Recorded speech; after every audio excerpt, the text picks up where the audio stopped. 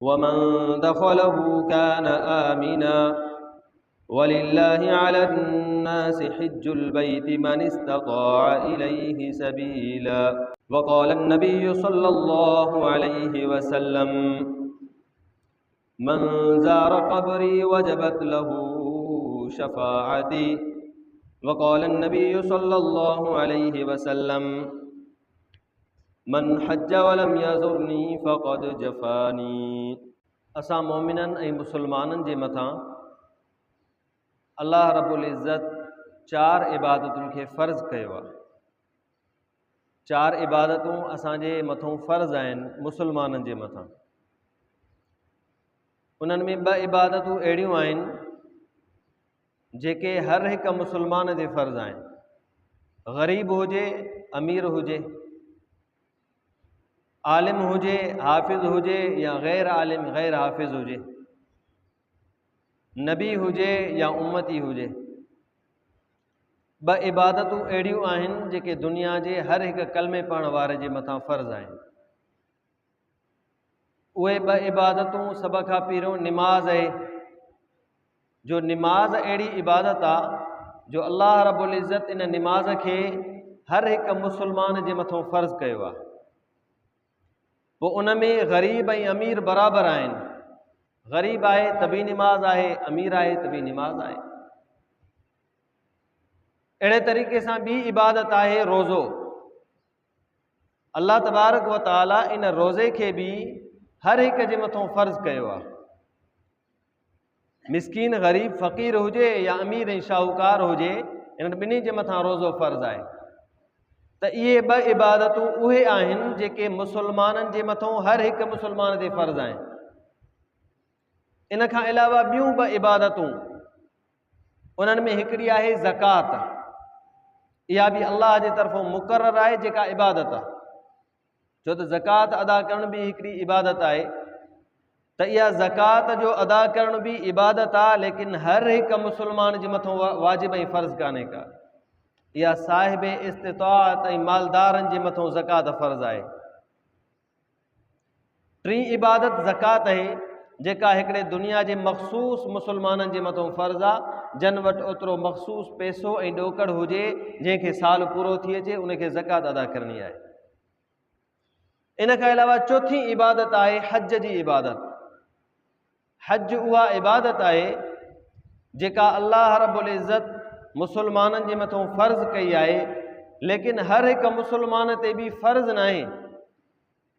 जीअं ज़कात आहे त सभिनी ते फ़र्ज़ न आहे, ईअं ई हज जेको आहे त हज इहो सभिनी जे मथां फ़र्ज़ न आहे, बल्कि हज उन्हनि इंसाननि ऐं उन्हनि मुसलमाननि जे मथां फ़र्ज़ आहे जो अल्लाह तबारक व तआला बि क़ुरान जे अंदरि फ़रमायो त उहे माण्हू जेके माण्हू ओसि ताईं पहुची सघनि काबतुल्लाह ताईं, वलिल्लाहि अला अन्नासि हिज्जुल बैत मन इस्तताअ इलैहि सबीला।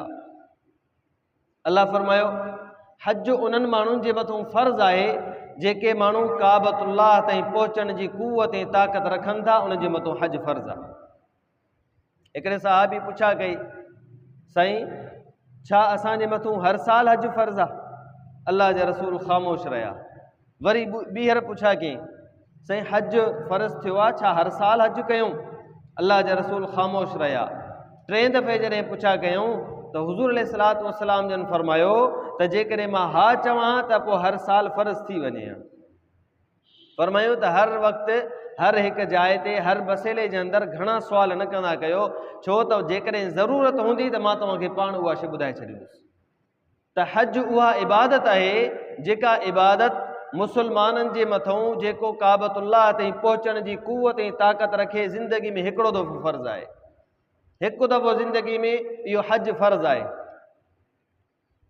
जेकॾहिं कोई माण्हू हज जी क़ुवत ऐं ताक़त रखे थो, हज कीअं फ़र्ज़ थींदो आहे, ओसि ताईं पहुचण जी क़ुवत कीअं थिए थी, इन जे अंदरि कुझु ॻाल्हियूं आहिनि।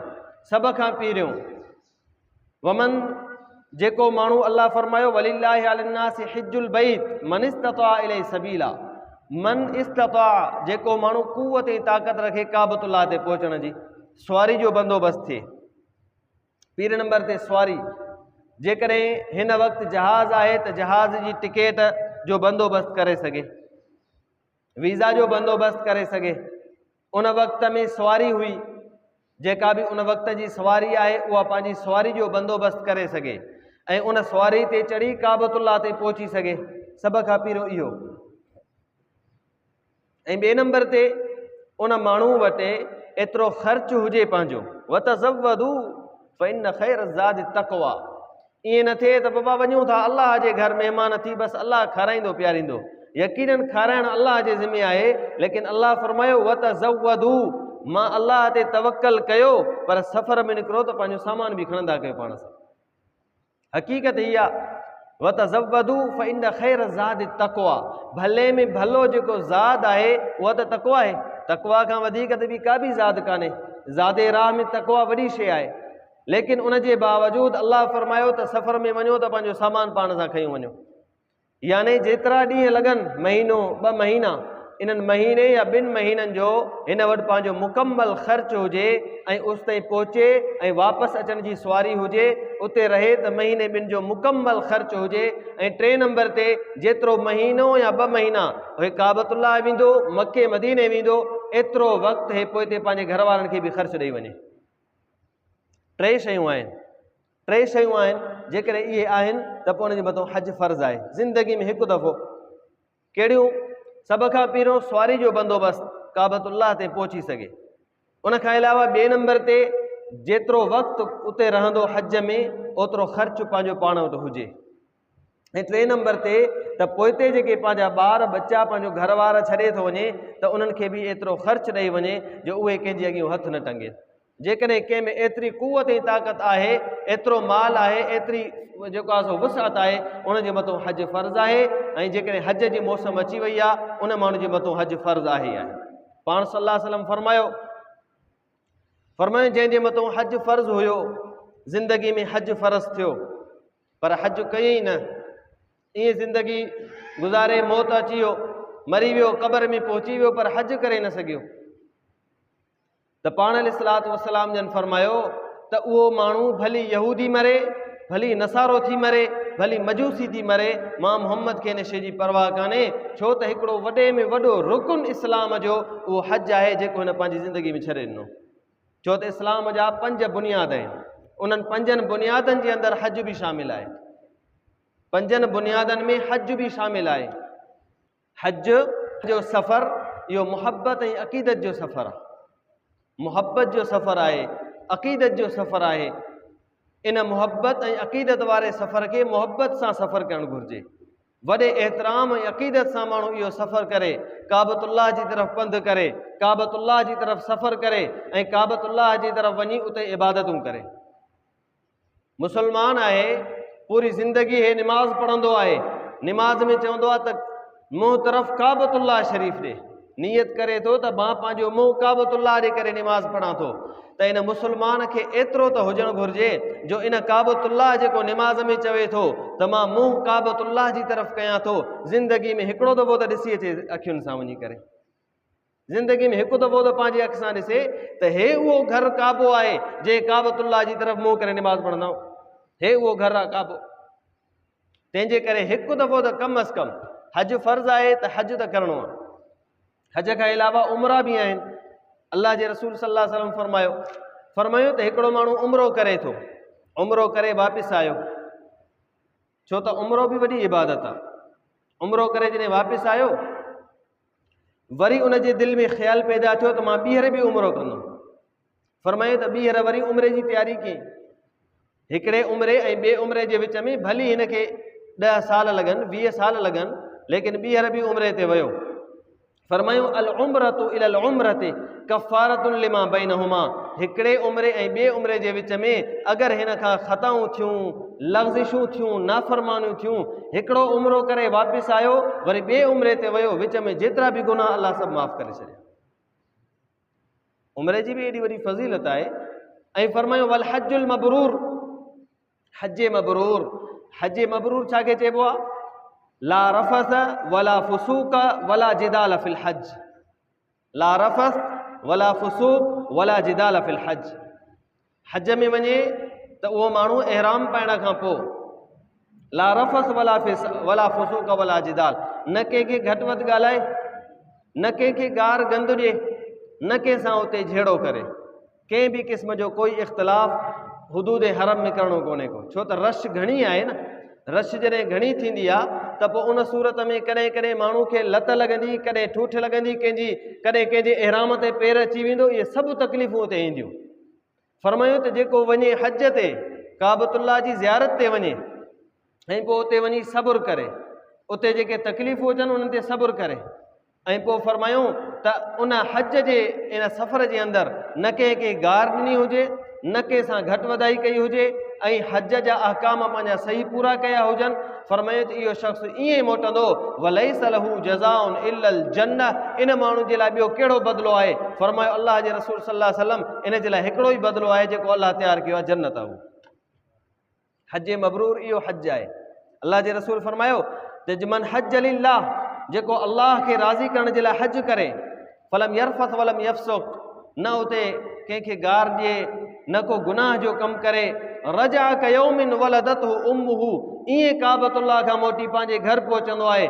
ज़िंदगी भली केतिरी बि हुई, 50 साल हिन नाफ़रमानियुनि में गुज़ारिया हुया, हज फ़र्ज़ हुयो, हज करे जॾहिं वापसि आयो फरमाए ईअं पंहिंजे घर पहुतो आहे ॼण अम्मा जे पेट मां अॼु ई ॼाओ।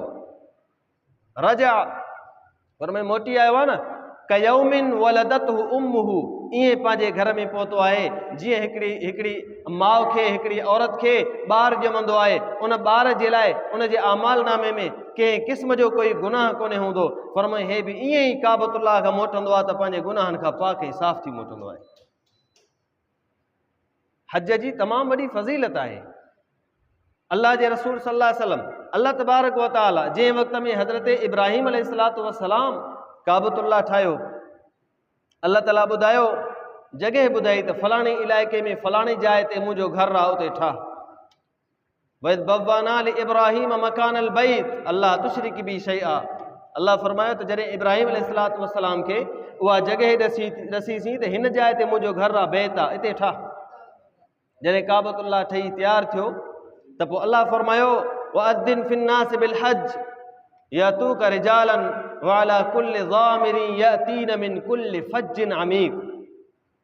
हज़रत इब्राहिम अलैहिस्सलातु वस्सलाम खे हुकुम थियो अल्लाह जे तरफ़ां त मुंहिंजा नबी इब्राहिम हाणे हिन मके जे जबलनि में वॾे जबल ते चढ़ मथे, हिते बिही करे तूं ऐलान कर वअद्दिन फिन्नास बिल हज, अॻियां केर बि मौजूदु कोन्हे पर अल्लाह जो हुकुम आहे ऐलान कर वअद्दिन फिन्नास, माण्हुनि में ऐलान कर फिल हज, हज जो। साईं कंहिंखे ऐलान कयां, केरु ॿुधंदो? अल्लाह फरमायो त इब्राहिम अॼु तूं ऐलान कर, इहो तुंहिंजो ऐलान मां ईअं सम्झो त दुनिया जे अचण वारे इंसाननि जे उन्हनि रूहनि ताईं पहुचाईंदुमि जेको उन तुंहिंजे ऐलान खे ॿुधण खां बाद में जेकॾहिं लब्बैक अल्लाहुम्मा लब्बैक लब्बैक ला शरीक लक लब्बैक इन्नल हम्द वन निअमत लक वल मुल्क ला शरीक लक, जेको जेतिरा दफ़ा पढ़ंदो उनखे ओतिरा हज नसीब कंदो। रूहनि पढ़िया हज, रूह जेके असांजा हुया आलम अरवाह, त आलम अरवाह जे अंदरि इंसाननि जन बि जेतिरा दफ़ा बि लब्बैक पढ़ी हुई, अल्लाह ताला उन्हनि जे लाइ ओतिरा हज दुनिया में लिखी छॾिया त इहो एतिरा दफ़ा हज कंदो। हज़रत इमाम आज़म अबू हनीफ़ा रहमतुल्लाह तआला अलैह, इमामुल मुहद्दिसीन वल मुज्तहिदीन, इमाम आज़म अबू हनीफ़ा इंतिहाई मक़ामी मर्तबे वारो आहे, ताबई आहे, सहाबा जो शागिर्द आहे। पंहिंजी ज़िंदगी में 55 हज कया अथसि, 55 हज। 16 साल जी उमिरि खां वठी हज शुरू कयो आहे। 150 साल जी हिजरी पूरी थी आहे। हज़रत इमाम आज़म अबू हनीफ़ा रहमतुल्लाह अलैह जन जी वफ़ात आहे 150 हिजरी में, 150 हिजरी। हज़रत इमाम साहब रहमतुल्लाह अलैह 55 हज पूरा कया, पंहिंजी आख़िरी ज़िंदगी ताईं हर साल हज कंदो रहंदो। हज़रत अम्मा आयशा सिद्दीक़ा तय्यबा ताहिरा पंहिंजी ज़िंदगी में कॾहिं बि हज वारो साल अहिड़ो अचे जंहिंमें हज हुयो ऐं अल्लाह हज़रत आयशा हज कज़ा कयो हुजे, कॾहिं बि न कयो, हर साल हज फरमाईंदी। छो त अल्लाह जे रसूल खे सल्लल्लाहु अलैहि वसल्लम खे औरतुनि अर्ज़ु कयो साईं असांखे बि इजाज़त ॾियो त सहाबा जिहाद कनि था, असां बि वञूं, सहाबा सां गॾु असां बि जिहाद कयूं, औरतुनि जो जज़्बो। अल्लाह जे रसूल फरमायो तव्हां जे लाइ बि जिहाद आहे पर उन जिहाद में तलवार कान्हे, साईं कहिड़ो आहे? फरमाए त औरतुनि जे लाइ जिहाद औरतुनि जो हज आहे। औरत हज करे उनखे जिहाद जो सवाबु मिले त उनखे हज जो बि सवाबु मिले। त हज़रत आयशा हर साल हज फरमाईंदी हुई। तव्हां असां पंहिंजे उलमा ते नज़र कयूं, पंहिंजे अकाबिरीन ते नज़र कयूं त उहे गुरबत जे बावजूद बि चाहींदा त असां बि हज कयूं, छो त इहा इबादत आहे। ऐं इबादत में जॾहिं फ़र्ज़ थींदी आहे, हिकिड़ो शख़्स आहे वञे पियो हज करणु, पेर बि कोन्हनि खे, पंधु पियो वञे, पर रेड़ियूं ॾींदो, जीअं हिकिड़ो माज़ूर हूंदो आहे हथनि ते हलंदो आहे, उहो वञे पियो हज करणु। सईद बिन मुसैयब या हज़रत मुबारक, इन्हनि ॿिनि मां को हिकिड़ो हुननि सां मुलाक़ात थी। पुछा कईं त काॾे तयारी आहे? चई त मुंहिंजी हज ते तयारी आहे, मां हज ते वञा पियो। फरमायूंसि त तुंहिंजे मथां त हज फ़र्ज़ु कोन्हे, तूं माज़ूर आहीं, हेतिरो पंधु वॾो आहे, शायदि तुंहिंजी हालत बि अहिड़ी लॻे थी त तूं ग़रीब मिसकीन बि आहीं, तुंहिंजे मथां हज फ़र्ज़ु त कोन हूंदो, तूं हज ते कीअं थो वञी? फरमाईं त जंहिंजे मथां हज फ़र्ज़ु आहे उन्हनि जे मथां त लाज़िमी आहे हज करणु, पर मां अल्लाह जी मुहबत जे करे सफ़र शुरू कयो आहे। मां चाहियां थो त मां बि उते वञी करे ऐं अल्लाह तबारक व ताला जे उन मुक़द्दस घर काबतुल्लाह जो इन पंहिंजे जेको आहे सो हथनि ते इन तवाफ़ कयां। मुंहिंजी दिलि चाहे थी मां तवाफ़ कयां। पर मैं त घणो टाइम थियो थी घरों निकितो आहियां। चई तक़रीबन 3 साल थी विया आहिनि मां सफ़र कयां पियो थो। 3 सालनि खां सफ़र कयां थो, रोज़ानी 4 मील सफ़र कंदो आहियां, पंधु आहियां, हथनि ते माज़ूर आहियां, 4 मील रोज़ मां पंधु कंदो आहियां। ऐं पोइ मूंखे 3 साल थी विया आहिनि, हाणे मां वञा थो, मुंहिंजी उमेद आहे इंशाअल्लाह आसरो आहे त हिन साल मां ज़रूरु पहुचंदुमि। 4 साल हज ते पहुतो।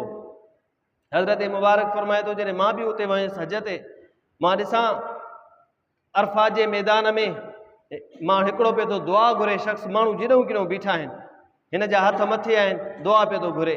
मां बि आयुसि वेझो, मां ॾिसां त केरु शख़्स आहे, अची करे ॾिठुमि त हे उहो ई शख़्स आहे जेको मूंखे कंहिं जाइ ते मिलियो हो जंग में, माज़ूर शख़्स। उहो हिते छा पियो चवे अल्लाह जे साम्हूं, दुआ कहिड़ी पियो घुरे, हथ खणी बीठो आहे रब जे साम्हूं, अल्लाह अॼु 9 ॾहीं जो ॾींहुं आहे, रब अरफात जो मैदान आहे, अल्लाह अॼु खां पोइ हे जेके बि हाजी आहिनि तो रब जे नाले ते कुर्बानियूं कंदा, तो रब जे नाले ते जानवर ज़िबह कंदा। अल्लाह मां मिसकीन ग़रीब आहियां, मूंखे जानवर ज़िबह करण जी कुवत ऐं ताक़त कान्हे, मां चाहियां थो त मां पंहिंजो पाण खे तुंहिंजे नाले ते ज़िबह करे छॾियां। हे दुआ जा लफ़्ज़ आहिनि, ॾिसो केॾा वॾा। ऐं जायूं कहिड़ियूं मुक़द्दस जायूं, अरफात जी जाइ, मिना जी जाइ, मुज़दलिफ़े जी जाइ, केॾियूं मुक़द्दस ऐं बहितरीन जायूं आहिनि। उते जॾहिं हिन पंहिंजे इहा हथ मथे खणी दुआ घुरी, रब अॼु सुभाणे माण्हू पंहिंजा जानवर ज़िबह कंदा, मां मिसकीन ऐं ग़रीब आहियां, मां 4 साल जो सफ़र करे ऐं तुंहिंजे हिन घर जी ज़ियारत जे लाइ पहुतो आहियां, रब मूंखे कुवत ऐं ताक़त कान्हे हज में मां जानवर ज़िबह कयां, अल्लाह मां चाहियां थो मां पंहिंजी जान खे तुंहिंजे लाइ कुर्बान ऐं ज़िबह करे छॾियां। हज़रत मुबारक फरमाए थो मां ॾिठो त हीअं ॾकंदो ॾकंदो ॾकंदो हीअं किरियो हेठि ऐं जिस्म मां रूह निकितो हले। हीअ हुनजी सचाई हुई, इहा उन्हनि जी सचाई ही, अल्लाह सां मुहबत आई। असां तव्हां पंहिंजे शादियुनि ऐं प्रोग्रामनि जे लाइ केॾी कोशिशि कंदा आहियूं, गाॾी वठणी आहे, घर ठाराइणो आहे, केॾी वॾी कोशिशि कंदा आहियूं, सालनि जूं वीसियूं बि रखंदा आहियूं, 5 सालनि जी वीसी रखंदा आहियूं त जीअं असां वटि लाॻी थो असांखे पैसा मिलनि त फलाणो असां पंहिंजी दुनिया जी ज़रूरत पूरी कयूं। पर मुसलमान जेको मुसलमान हर निमाज़ में चवे थो मुंहुं तरफ़ काबतुल्लाह जी तरफ़, मुंहुं तरफ़ काबतुल्लाह, उहो मुसलमान जेकॾहिं चवी थो ज़ुबान सां, पर जॾहिं साम्हूं वञी करे ऐं काबतुल्लाह जे साम्हूं बीही ऐं उते जॾहिं चवंदे त मुंहुं हिन काबतुल्लाह जी तरफ़, यकीन कयो इन नीयत में उते एॾो सुकून ऐं मज़ो आहे जो दुनिया जे हिन दौलत में मज़ो कोन्हे को। तव्हां ऐं असां जेकॾहिं अल्लाह ताला तव्हां सभिनी खे बार बार ज़ियारतूं नसीब फरमाए, तव्हांजे सदके सां असांखे बि नसीब फरमाए। फरमायूं त जेको माण्हू काबतुल्लाह ॾे वञे ऐं पहिरीं नज़र काबतुल्लाह ते पवे, पहिरीं नज़र काबतुल्लाह जे मथां पहिरीं नज़र पवे, फरमायूं उन पहिरीं नज़र में पंहिंजी नज़र खे बीहारे काबतुल्लाह जी तरफ़, अखि छिंबे न, पंहिंजी नज़र खे बीहारे, भली ॻोढ़ा किरी पवनि। ऐं यकीन कयो त केतिरो बि दिलि जो सख़्तु इंसानु छो न हुजे, पर जॾहिं अल्लाह जे घर काबे जे साम्हूं ईंदो आहे न, दिलि फिसी पवंदी आहे। उते दिलि सफ़ा ईअं नरम थी पवंदी आहे ऐं अखियुनि मां पाणी जा नार पाण ई वहणु शुरू थींदा आहिनि। फरमायूं काबतुल्लाह जे साम्हूं अचे ऐं पोइ अखियूं टिक लॻाए ऐं फरमायूं त हाणे दुआ घुरे त अल्लाह जे रसूल फरमायो जेका बि दुआ घुरंदो अल्लाह ताला इन काबतुल्लाह जे पीरी नज़र जे करे उहा दुआ ज़रूरु क़बूल फरमाईंदो। एॾी वॾी फज़ीलत आहे काबतुल्लाह जी ज़ियारत, का आम ॻाल्हि कान्हे का।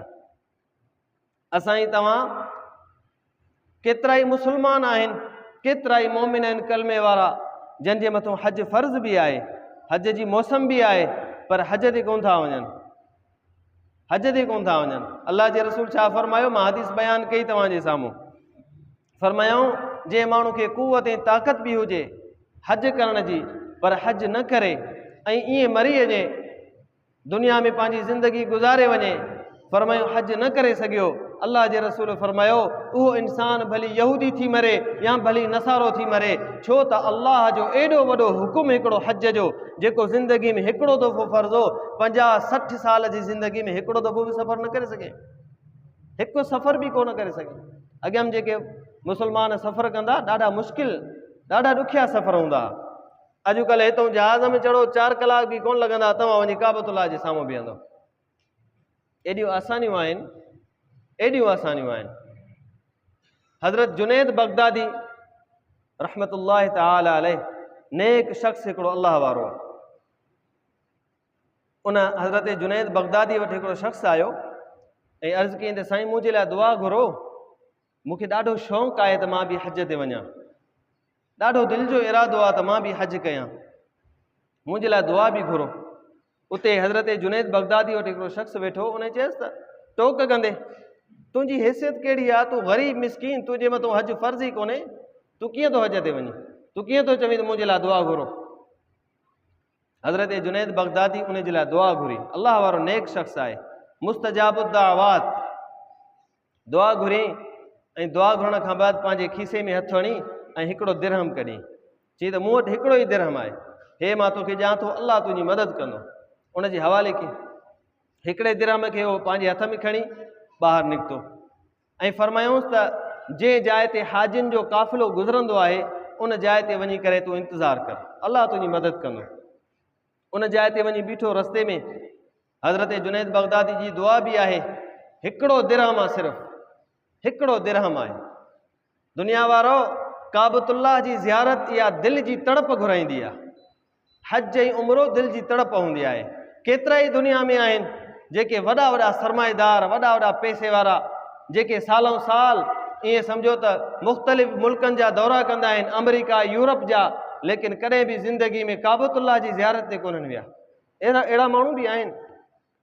हे वञी करे रोड ते बीठो, रस्ते ते जिथों हाजी गुज़रिया, हिकिड़ो काफ़िलो आयो, उन्हनि पुछा कई त छाजो इरादो आहे, काॾे वञण जो इरादो आहे? उन्हनि खे चई त मां हज जो इरादो करे बीठो आहियां, इन नियत में बीठो आहियां त मुंहिंजी बि आसानी थी, मां बि हज ते हलां। उन काफ़िले में जेको अॻुवाण हुयो उन चयसि त हाणे हीअं कर, असां सां हिकिड़ो शख़्स तयारु हुयो पर ऐन टाइम ते बीमार थी पियो, उन जी सुवारी जो बंदोबस्त बि आहे, असां वटि हिकिड़ी सुवारी इज़ाफ़ी आहे, असां चाहियूं था त तूं असां सां गॾिजी हल, नेक साले लॻी थो, हीअ सुवारी तुंहिंजे हवाले आहे, असां सां गॾिजो ऐं असां सां गॾिजी करे उते हल। उन्हनि सां गॾिजी करे काबतुल्लाह पहुतो। इहो पूरो सफ़र मुकम्मल कई, पूरो सफ़र काबतुल्लाह जे हज कई।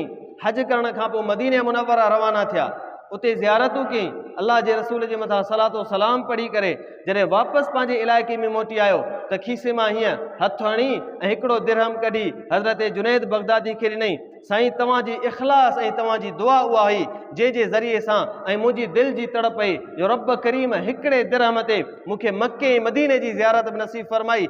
सभु ज़ियारतूं बि थियूं पर हे दिरहम आख़िरी उहो ई आहे जेको मां तव्हांजे हवाले कयां। छो त हदीस में ईंदो आहे, अल्लाह जे रसूल फरमायो, इन अल्लाह ला यंज़ुरु इला सुवरिकुम व अमवालिकुम वलाकिन यंज़ुरु इला क़ुलूबिकुम व अअमालिकुम।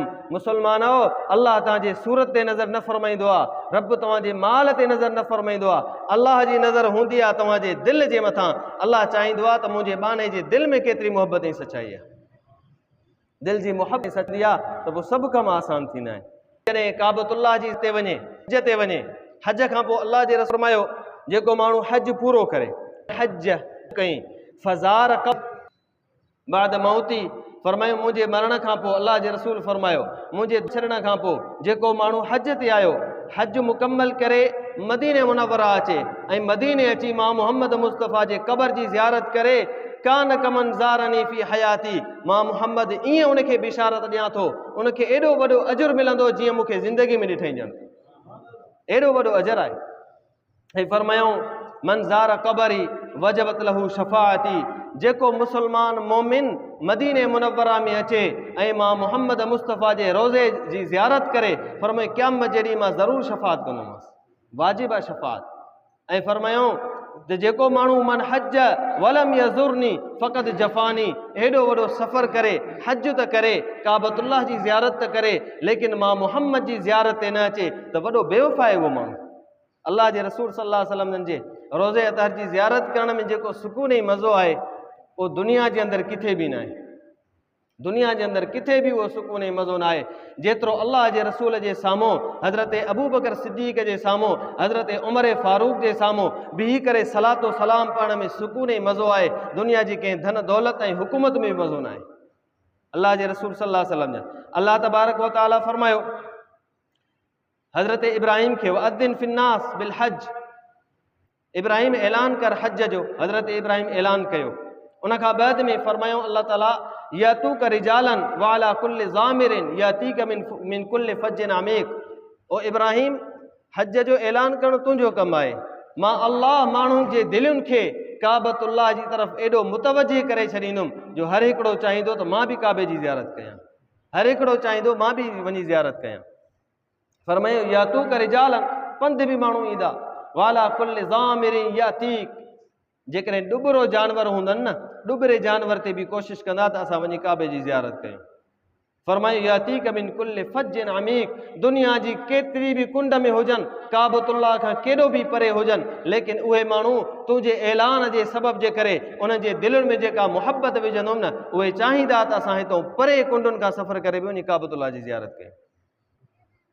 त हज उहा मुक़द्दस इबादत आहे जेका हज जी इबादत हज़रत इब्राहिम अलैहिस्सलातु वस्सलाम हज़रत इस्माइल अलैहिस्सलातु वस्सलाम हज़रत हाजरा इन्हनि जे उन्हनि अफ़आलनि जे नतीजे में असांखे मिली आहे उन्हनि जा उहे कम उन्हनि जा उहे फ़ेल जेके अल्लाह तबारक व तआला क़यामत ताईं जारी फ़रमाया सफ़ा मरवे ते रोड़ो छो त हिते अल्लाह जे रसूल सल्लल्लाहु अलैहि वसल्लम जन ईअं सम्झो त हज़रत इस्माइल अलैहिस्सलातु वस्सलाम जी अम्मा हज़रत हाजरा हिते ड्रोड़ी हुई तंहिंजे करे उनजो ड्रोड़णु पसंदि आयो त क़यामत ताईं तव्हां मुस्लमान वञो त उते रोड़ंदा रहो इहो पसंदि आहे अल्लाह खे। हज़रत आदम अलैहिस्सलातु वस्सलाम अरफा जे मैदान में बीही करे अल्लाह खां माफ़ी घुरी हुई तंहिंजे करे तव्हां बि अचो ऐं ना ई अरफा ते बीही करे मुकम्मल ॾींहुं अल्लाह जे साम्हूं पंहिंजे दिलि जूं तमन्नाऊं घुरो पंहिंजे गुनाहनि जी माफ़ी घुरो जीअं आदम अलैहिस्सलातु वस्सलाम जी ख़ता मां रब अरफात में माफ़ करे छॾी तव्हांजूं ख़ताऊं बि माफ़ करे छॾींदुसि। अल्लाह तबारक व तआला एॾो महिरबान आहे तंहिंजे करे जन माण्हुनि जे मथां बि हज फ़र्ज़ आहे ज़िंदगी में हिकिड़ो दफ़ो त हज आहे जेके माण्हू इस्तिताअत वारा ताक़त वारा आहिनि ऐं फरमायूं मन इस्तता इलैहि सबीला काबतुल्लाह ते पहुचण जी ताक़त ऐं काबतुल्लाह ते पहुचण जी ताक़त मां अर्ज़ु कयो कीअं सभ खां पहिरियों सवारी जो बंदोबस्तु थिए जो वञी उते पहुचे काबतुल्लाह ते ऐं ॿिए नंबर ते जेतिरो वक़्तु उते रहे काबतुल्लाह जे आसपास मदीने उते रहे थो ओतिरो पंहिंजो ख़र्चु हुजे ऐं टे नंबर ते उहो माण्हू पोइ ते पंहिंजे अहल अयाल ऐं घर वारनि में एतिरो ख़र्चु ॾेई वञे जो महीनो या 2 महीना जेकॾहिं उते हज जे सफ़र ते हूंदो त पोयनि खे तकलीफ़ न अचे। इहे 3 सिफ़तूं अगरि कंहिं में आहिनि उन माण्हू जे मथां हज फ़र्ज़ु आहे हज फ़र्ज़ु आहे उनजे मथां हज करिणो पवंदो उन खे। पाण सल्लल्लाहु अलैहि वसल्लम जन हज जे बारे में केतिरी तरग़ीब ॾिनी आहे। अल्लाह जे रसूल सल्लल्लाहु अलैहि वसल्लम हालांकि हिकु दफ़ो हज फ़रमायो आहे ज़िंदगी में पाण सल्लल्लाहु अलैहि वसल्लम ज़िंदगी में हिकु दफ़ो हज फरमायो जेकॾहिं दिलि जो इरादो आहे त मां बि हज कंदुमि फरमायो मन अराद अल हज फलयुअज्जिल इरादो आहे त पोइ तकड़ कर पोइ तयारी कर पोइ देरि न कर छो त हाणे तुंहिंजो इरादो आहे हज जो त पोइ इन्हनि पंहिंजे दुनिया जे कमनि खे साइड ते कर फरमायो त हाणे हज जो इरादो बि कयो आहे त पोइ तयारी कर ऐं रवणु थिए। अल्लाह जे रसूल सल्लल्लाहु अलैहि वसल्लम वटि हिकिड़ो शख़्स आयो हज़रत अब्दुल्लाह बिन उमर फरमाइनि था काल जा रजुल इल नबी सल्लल्लाहु अलैहि वसल्लम साईं मां चाहियां थो हिकिड़ो शख़्स आयो या रसूल अल्लाह मां मूजिबुल हज साईं हज छाजे करे वाजिब थिए थो, कहिड़ो अमल हुजे, केतिरो हुजे। फरमायूं त बसि ॿ शयूं सम्झ, ज़ाद ऐं राहिला। ज़ाद ऐं राहिला, सफ़र जे अंदरि मुकमल पंहिंजो ख़र्चु पाण बर्दाश्त कर, ऐं ॿिए नंबर ते सुवारी जी मौजूदगी में तुंहिंजे मथां हज फ़र्ज़ थी वेंदो। तंहिंजे करे जन माण्हुनि जे मथां बि सभु को पंहिंजे माली हालात खे सम्झे थो त मुंहिंजे अंदरि केतिरी इस्तिताअत ऐं क़ुवत आहे, हज उन जे मथां जेकॾहिं फ़र्ज़ु आहे त उहो कोशिशि करे ऐं हज पंहिंजी ज़िंदगी में अदा करे। अलाह तबारक व तआला खां दुआ आहे, रब करीम तव्हां असांजे हिन ॿुधल ॻाल्हियुनि खे अलाह ताला क़बूल फ़रमाए ऐं तव्हां असां सभिनी मुस्लमाननि खे काबतुल्लाह जी ज़ियारत नसीब फ़रमाए।